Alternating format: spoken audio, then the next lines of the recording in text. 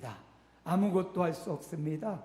예전에 3,000명, 5,000명 돌아오던 그런 베드로입니다. 동일한 베드로인데 지금은 사람들에게 사로잡혀 감옥에, 저 지하 감옥에 사로잡혀 두쇠사슬에 묶여가지고 지키는 사람들 옆에서 쇠문 안에 있습니다. 바로 그런 아무것도 할 수 없는 베드로, 지금까지 내가 행했던 것 내 능력이 아니었구나, 어떤 나의 권능, 나의 힘이 아니었구나, 하나님의 은혜였구나를 철저히 깨닫는 감옥이었지요. 바로 그 감옥에서 그 은혜를 깨달은 베드로를 주의 천사를 보내셔서 쇠사슬이 끊어집니다. 한쪽, 두쪽, 세 번째 파수를 지나가니까 또 세 문이 열려지고 베드로가 비몽사몽한 가운데 천사를 따라 밖에 나온 다음에 정신을 차려보니까 이게 꿈이 아니라 현실이었습니다. 그 현실 앞에 베드로가 이제 어떻게 합니까? 베드로가 바로 그곳에서 성령의 인도를 받는 거예요. 여러분, 신앙생활은 성령의 인도를 받는 것입니다. 내 감정대로, 내 의지대로 선택하고 살아가는 게 아니라 성령님께서, 내 안에 오신 성령님의 지도와 인도를 받는 것, 이게 참된 신앙생활이지요. 그래서 베드로가 바로 그 감옥에서 나와서 가장 먼저 어디로 가는가? 그가 그냥 가장 먼저 뭐 가족을 찾아갈 수 있고 아내를 찾아갈 수 있는데 그가 가장 먼저 성령 인도받고 간 곳은 교회였어요. 여전히 교회는 베드로를 위해, 또 교회를 위해 현재 어려운 이 핍박과 환난, 흉년이 흥행하는 지금 이 시대를 놓고 교회는 밤새 기도하고 있더라는 것이죠. 베드로가 성령 인도받고 가장 먼저 이렇게 교회로 달려간 것입니다. 오늘 장례를 치르고 피곤할 텐데 가장 먼저 교회로 오신 우리 권장로님 일가족을 축복합니다. 예, 그 베드로가 그렇게 하나님의 선사의 인도를 받고 교회로 가장 먼저 가서 막 두드려도 로데라는 아이가 베드로가 왔다, 아니 베드로가 여기 어떻게 오느냐, 천사가 온 것이다. 정말로 베드로가 와 있는 겁니다. 베드로가 들어가서 거기서 간증하는 거예요.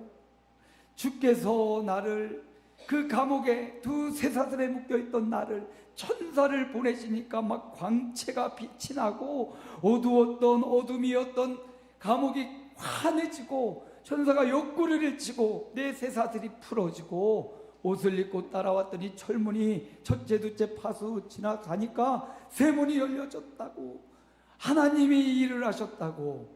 여러분, 베드로의 이 고백, 이건 자랑이 아니라 간증이에요. 자기를 드러내고 내가 말이지 누군지 아냐고, 내가 거기 묶여 있으니까 천사가 와서 나를 불러주고 내가 이렇게 나왔다고 한 게 아니라 주님이 하셨다고.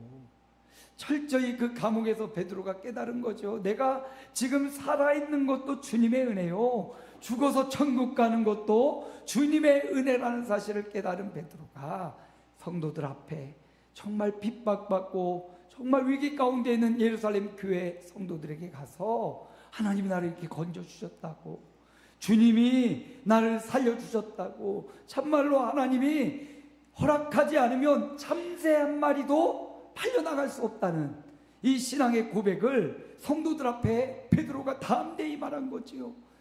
그 베드로의 간증을 들은 예루살렘 교회, 지금 흉년이 왔습니다. 지금 헤롯왕은 엄청난 핍박, 야고보를 죽이고 지도자들을 잡아 들이고 있어요. 교회는 흩어지기 일보 직전입니다. 그런 위기의 순간에 베드로가 찾아와서 주님이 주의 백성들을 붙잡아 주신다고, 천사를 보내주시고 주님이 힘이 되시고 위로가 되신다고 직접 베드로가 가서 자기가 간증이 되어준 거죠. 그러니까 그곳에 있던 교회 성도들이 베드로의 간증으로 큰 은혜를 받고 힘을 얻어요. 베드로에게 일어난 이 은혜의 기적은 베드로만을 위해 준 사건이 아니었어요.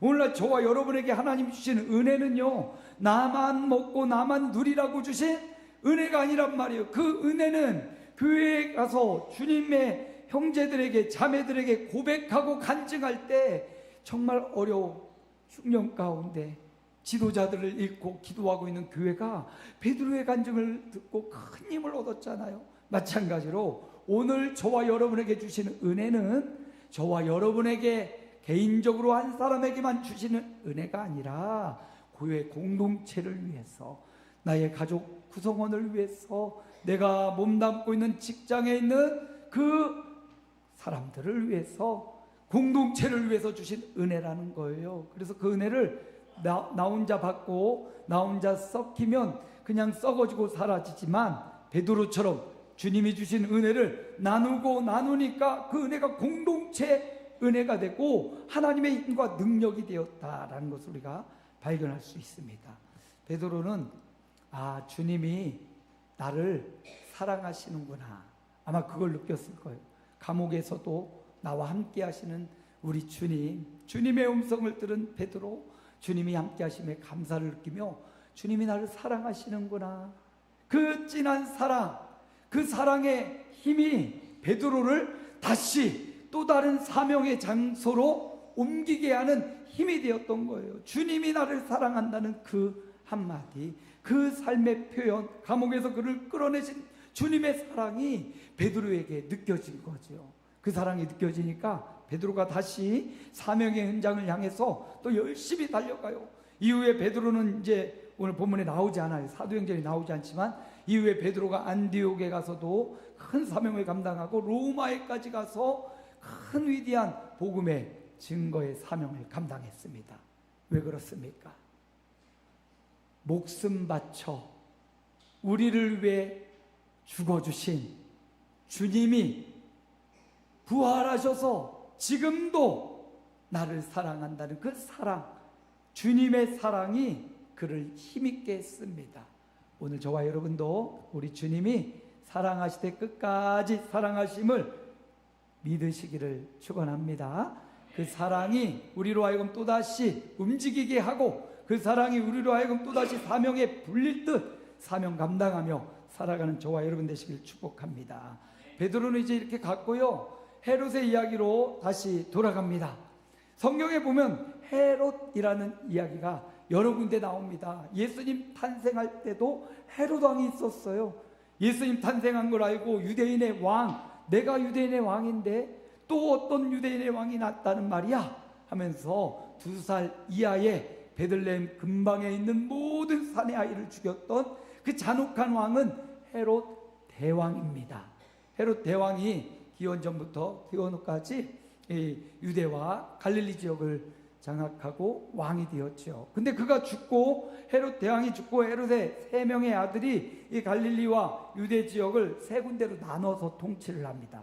헤롯 아켈라오, 헤롯 빌립, 또 헤롯 안티파스 해가지고 이렇게 그 지역을 다스려요. 그리고 오늘 본문에 나타나는 헤롯은 헤롯 대왕의 손자 헤롯 아그리파 1세입니다. 헤롯 아그리파는 아버지도 죽고 막 굉장히 어려운 시절을 보내요. 그렇지만 그가 로마로 보내져 가지고 로마의 황제 아들들과 같이 공부를 하면서 이제 자라나게 됩니다. 어린 시절이 좀 힘들었지만 거기서 칼리큘라라는 아주 친한 친구, 황제의 아들을 이렇게 잘 사귀게 되고요. 이게 막 아부도 잘하고 막 해가지고 그가 어쩌다 보니까 칼리큘라가 황제가 돼요. 로마 황제가 됩니다. 황제에 등극한 칼리큘라가 이제 헤롯 아그리파를, 야, 너도 정치해야지, 너의 고향으로 돌아가라 해서 고향으로 보내가지고 그 아버지들 또 아버지의 자녀들이 했던 그곳에 모든 형제들 다 몰아내고 자기가 완전히 헤롯 대왕이 통치했을 만큼의 큰 영역을 통치하는 왕으로 등극하게 됩니다. 그게 바로 기원 후 37년 그가 유대와 갈릴리 온 지역의 왕이 돼요. 그 다음에 41년, 기원 후 41년이 되어서는 이제 헤롯 대왕이 통치했을 만큼의 더 큰 영역을 그가 통치하게 됩니다. 그는 헤롯 왕은 아그리파 1세는 굉장히 말솜씨가 좋았던 것 같아요. 친구 칼리큘라를 착하게 이렇게 좀 세워서 이제 네가 황제가 될 거야 막 그렇게 말을 하기도 하고 해가지고 진짜 황제가 되니까 아그리파를 이제 유대 지역의 왕으로 임명하지요. 근데 그는 권력욕이 굉장히 많아요. 그리고 성격이 헤롯 대왕처럼 굉장히 포악하고 다혈질입니다. 그래서 오늘 말씀에도 보면 아주 그냥 두로와 시돈 사람들 향해 분노가 막 꽉 차 있는 걸 볼 수가 있지요. 그리고 사람들을 정치를 하다 보니까 사람들의 인기에 연연하게 됩니다. 그래서 유대인들의 인기를 얻으려고 교회를 핍박하지요. 그래서 기독교인들, 예수 믿는 사람들을 잡아들이고 야고보를 칼로 죽이고, 그 다음에 베드로도 옥에 가두고, 그리고 베드로가 탈옥하자 베드로가 사라졌습니다. 경비병들 16명이 베드로를 지켰는데 베드로가 없어지니까 베드로 찾아오라고 찾을 수가 없어요. 그러니까 이 16명을 다 죽여버려요. 베드로는 못 찾고요. 헤롯이 이제 로마에 아주 큰 행사가 있어서 가이사랴로 행사 참여차 내려갔습니다. 가이사랴로 갔는데 여기에서도 그 가이사랴 주변에 두로와 시돈이라는 지역이 있는데 이 두 지역 사람들이 헤롯 왕국으로부터 식량을 조달받아 생활했어요. 다른 것들은 두로와 시돈이 항구 도시이기 때문에 굉장히 풍성한데 식량 원조에 굉장히 스스로 해결할 능력이 없었다고 합니다. 이것 때문에 헤롯 왕과 아주 그냥 사이가 나빠진 거죠.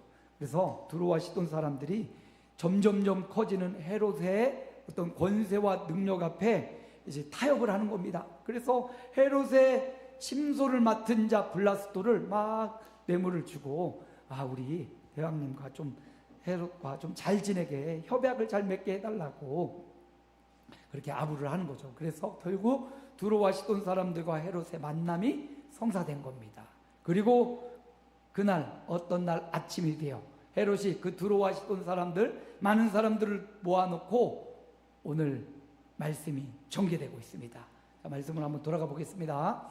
헤롯이 이제 그들 앞에 서서 21절 22절 우리 함께 읽어봅니다. 헤롯이 나를 택하여 왕복을 입고 단상에 앉아 백성에게 연설하니 백성들이 크게 부르되 이것은 신의 소리요 사람의 소리가 아니라. 헤롯이 굉장히 권력욕도 강하고 굉장히 성격도 급하고, 어쨌든 두로와 시돈 사람들과 타협의 자리에 서게 되니까 이제 그들 앞에 연설을 하러 서게 된 것입니다. 아마 말을 굉장히 잘했던 것 같습니다. 듣고 있던 수많은 사람들이 이건 사람의 소리가 아니다, 이건 하나님의 음성과 같다, 이건 신만이 할 수 있는 소리다 라고 감탄하며 박수를 쳤어요. 정말로 연설을 잘한 것 같기도 하고, 어찌 보면 두로와 시돈 사람들은 지금 을의 관계에 있거든요. 헤롯이 갑이고 을로 온 두로와 시돈 사람들이 헤롯을 지금 세워준 거예요. 그리고 아주 연설을 하니까 박수부대처럼 열심히 박수치며 헤롯의 마음에 들게 하려고 그런 거예요. 마치 트럼프가, 미국 대통령 트럼프가 관세 정책을 막 벌여가지고 세계 각국 정상을 모아가지고 어떻게든 관세를 많이 매겨가지고 너희들 이거 굴복하지 않으면 절대로 주지 않겠다고, 우리나라에 들어와서 기업을 하고 우리나라에 만들지 않으면 수입도 안 하겠다고 막 하니까 각국의 정상들, 기업하는 사람들이 막 기가 죽어가지고 어떻게든 비율을 맞추려고 하는데 잘 안 되죠. 자국민들도 지금 어렵기 때문에. 어쨌든 헤롯이 이렇게 연설할 때 수많은 사람들이 감동을 받기도 하고 많은 사람이 박수치기도 하고, 그때 헤롯이 어떻게 합니까? 저들의 이 칭송의 소리, 이 높이는 소리를 그대로 자기가 먹어요. 그대로 자기가 받아요. 자기가 여기 있는, 자기가 여기 위치해 있는 것, 자기의 영광과 자기의 권위와 자기의 자랑, 자기의 능력인 줄 착각하고 영광을 하나님께 돌리지 않아요. 그래서 오늘 23절에 보니까 함께 읽어볼까요? 헤롯이 영광을 하나님께 돌리지 아니하므로 주의 사자가 곧 친히 벌레에게 먹혀 죽으니라. 영광을 하나님께 돌리지 않아요. 교만이 끝이 없이 그를 감싸버렸어요. 이 교만, 언제나 우리가 교만이 조심해야 될 경계의 대상이에요. 교만은 밖에 있는 게 아닙니다. 내 안에 있어요. 끊임없이 나는 겸손하다라고 생각하는데 조금 지나면 어느 순간 교만이 자리를 잡고 자라고 있어요. 마치 우리 선배 목사님 그렇게 말하대요. 수영과 같대요. 남자의 수영과 같대요. 아침에 다 면도하셨죠? 근데 저녁 때 되면 언제 면도했냐 쭉 자라요. 하루만 안 해도 남자들은요 쑥하게 자라는 사람들이 많아요. 뭐가? 교만이 그와 같다고요. 교만은 밖에서 들어오는 게 아니에요. 내 안에서 나도 모르게 자라고 있어요. 와, 신의 음성입니다. 이런 소리, 이런 연설을 어디 가서 들어볼 수 없습니다라고 영광을 돌리자 헤롯 안에 그렇지, 나만한 사람이 어디 있는가 하면서 그 안에 교만이 어느 자라난 거예요. 그 교만이, 그 자랑이, 그 권력이, 그 욕심이 결국 그를 치게 됩니다. 보세요. 주의 사자가 쳤다. 여러분, 주의 사자가 어떤 사자예요? 옥에 갇혀있던 베드로를 쇠사슬을 끊고 쇠문을 열었던 그런 주의 사자 아닙니까? 그런데 헤롯에게는 주의 사자가 어떤 주의 사자예요? 심판의 사자로 온 거예요. 똑같은 주의 사자인데요, 베드로에게는 감옥과 어둠에서 건져내는 주의 사자고요, 오늘 헤롯에게는 자기를 치는 심판의 도구가 주의 사자였어요. 여러분, 우리가 예수 믿고 어떤 삶을 살아야 되는지 보여주는 말씀이기도 합니다. 교만함을 끝까지 경계해야 돼요. 예, 전쟁에 싸우다가 지는 건 용서가 돼도요, 경계를 실패한 군인은 용서받지 못한대요. 예, 싸우지도 못하고 경계를 실패하면 다 죽거든요.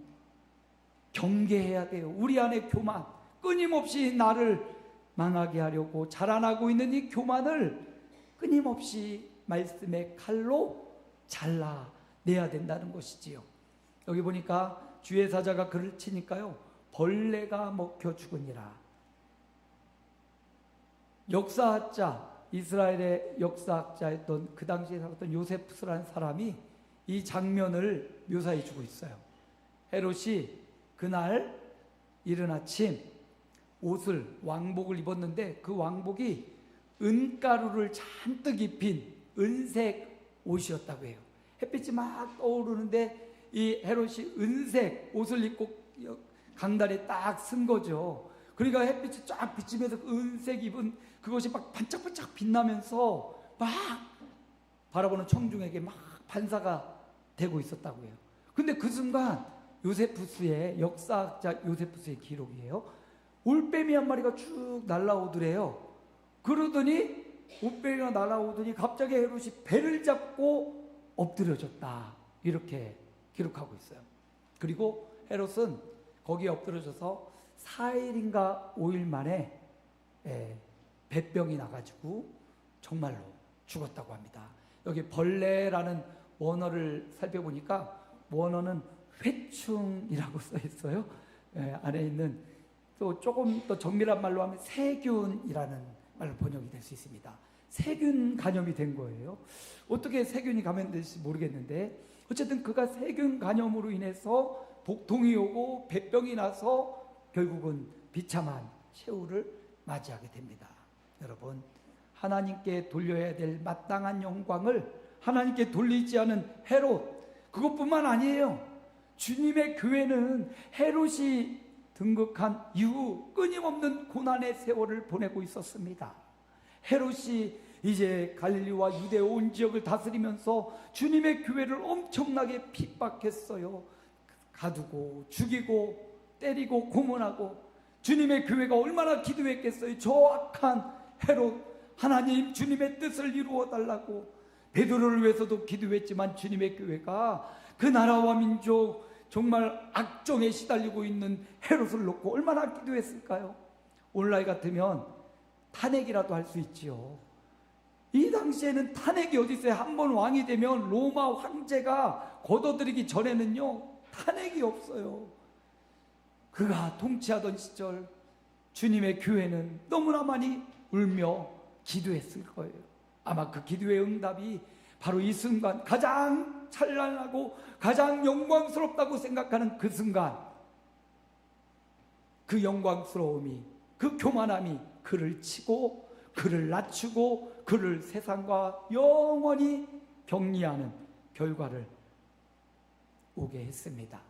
우리가요, 헤롯 이야기를 보면서 우리가 자꾸 헤롯이 되려고 할 때가 많아요. 저 자신도 보면 헤롯이 되고 싶어서, 헤롯이 뭡니까? 권세를 부여잡고 자기 맘대로 하는 거예요. 맘대로 안 되면 처단해, 가둬, 없애. 자기 맘대로 그 권력을 마음대로 쓰고 있어요. 하나님이 주신 권력인데, 하나님이 주신 자리인데 자기 맘대로 사용하고 있는 헤롯을 봐요. 근데 그걸 보면서 우리도 왜 열심히 돈을 벌고, 왜 열심히 가족을 돌보고, 왜 열심히 우리가 살아가요? 헤롯 되고 싶어서, 내 맘대로, 우리 교인들 내 맘대로 막 다스리고 싶어서, 가족, 자녀들, 아내, 남편 내 맘대로 막 움직이고 싶어서, 헤롯의 권세를 갖고 싶어서 우리가 너무나 애쓰고 힘쓰고 있는 우리의 모습이 아닌가, 나의 모습이 아닌가 돌아보게 됩니다. 네, 여러분, 세상에는 어떤 권세도 스스로 얻은 게 없어요. 내가 노력해서, 내가 열심히 살아서, 내가 열심히 공부해서 얻은 것 같지만, 하나님이 그 자리를 주시고 하나님이 그 지혜를 주셔서 우리가 그 자리에 있는 거예요. 물론 그의 피땀 흘린 노력과 땀방울은 무시 못하죠. 그럼에도 불구하고 하나님이 허락하시니까 그 자리가 주어지고요, 하나님이 허락하시니까 그 부유함이 허락되고요, 하나님이 허락하시니까 그 건강이 유지될 수 있는 것입니다. 헤롯은 그 사실을 인정하지 않았어요. 하나님께 돌릴 영광을 본인이 다 받아 먹었습니다. 결국 그 결과는 비참하게 생애를 마감하는 거였습니다. 성도들의 죽음은요, 이렇게 비참하지 않아요. 성도들의 죽음은 언젠가 잠자다가 눈뜨니 천국이 성도들의 죽음입니다. 그러므로 여러분, 저와 여러분의 삶이 언제다가 잠자다가 눈 떠서 천국이어서 주님과 또 우리 보고 싶은 우리 권호진 장로님과 먼저 간 우리 성도들, 눈 떠보니 천국에서 그들과 행복한 만남이 이어지시기를 축복합니다. 성도의 죽음은 그런 눈 떠보니 천국인 거예요. 성도에게는 두 가지밖에 없어요. 눈 떠보니 천국, 아니면 눈 떠보니 이 땅. 여전히 눈 떠보니 천국이 아니고 이 땅이면 어떻게 살아야 됩니까? 오늘 헤롯처럼 모든 영광 자기를 위해 자기에게 영광을 돌리라 사는 게 아니라, 모든 영광 주님 앞에, 나의 나된 것도 주님의 은혜, 내가 살아있는 것도 주님의 은혜, 내가 살아갈 것도 주님의 은혜. 헤롯과 정반대로 살면 되겠지요.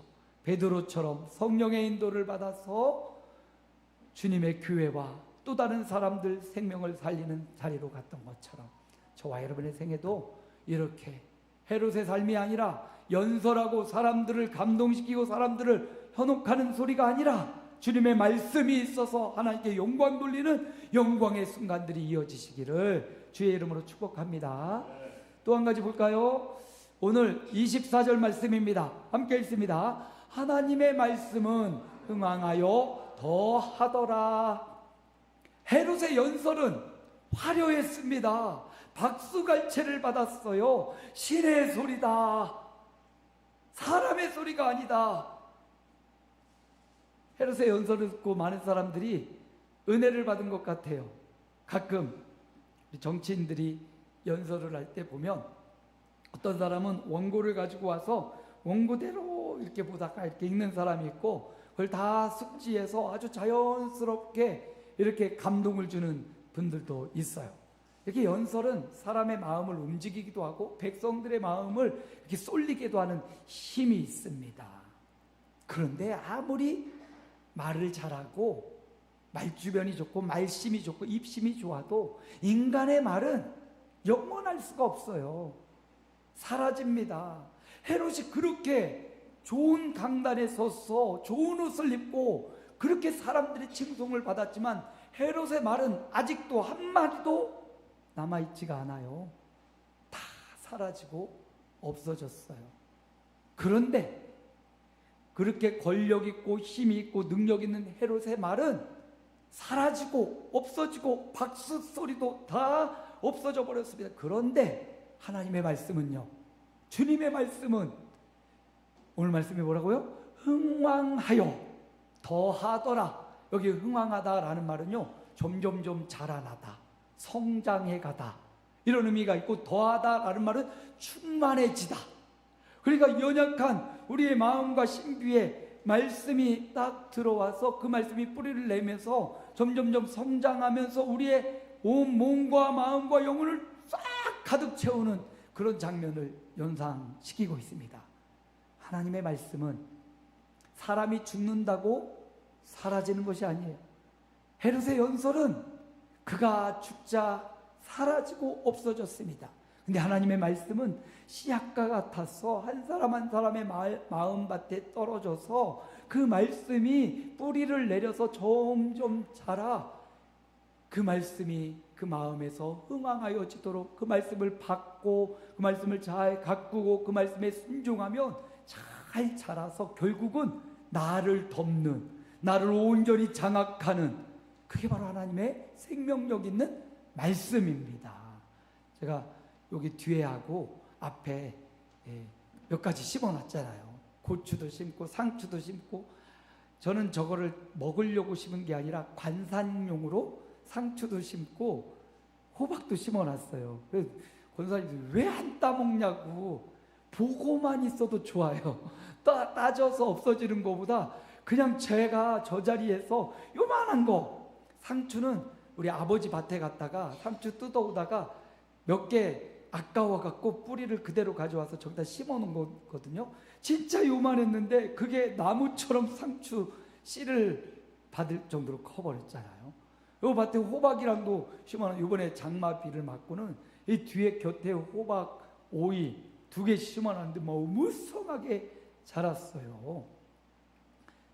생명력 있는 씨앗이 떨어져서 온도와 습도가 맞으면 썩어지고 뿌리가 나고 잎이 나고 줄기가 나고 열매 맺는 아주 큰 저 뒷곁을 탁 덮을 정도의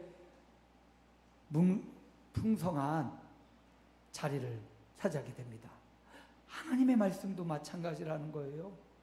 우리가 신구약 성경 전체를 막 딸딸 암송해야 되는 게 아니에요.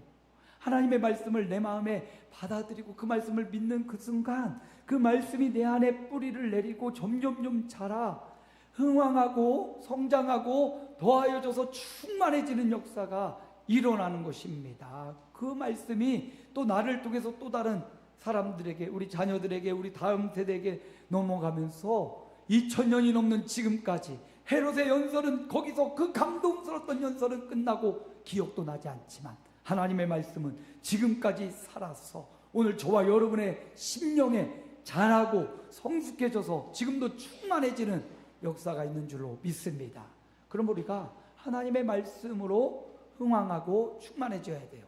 이사야 선지자는 이렇게 말하죠. 하나님의 말씀에 대해서 이렇게 말합니다. 함께 읽어봅니다. 풀은 마르고 꽃은 시드나 우리 하나님의 말씀은 영원히 서리라 하라.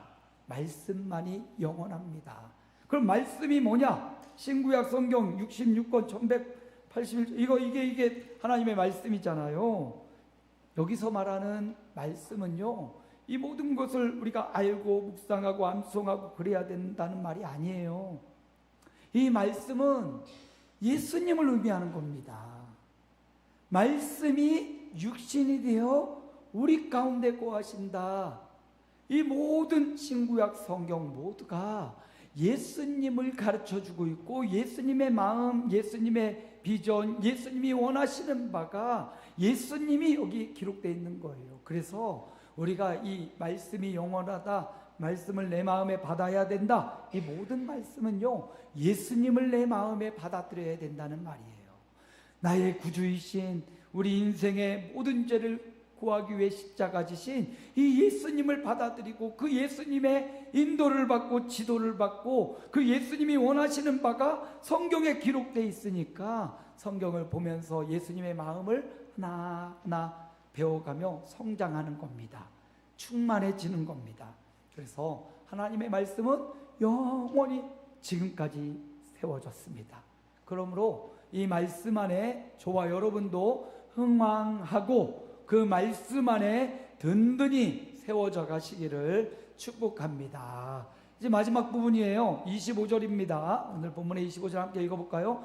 바나바와 사울이 부조하는 일을 마치고 마가라 하는 요한을 데리고 예루살렘에서 돌아오니라.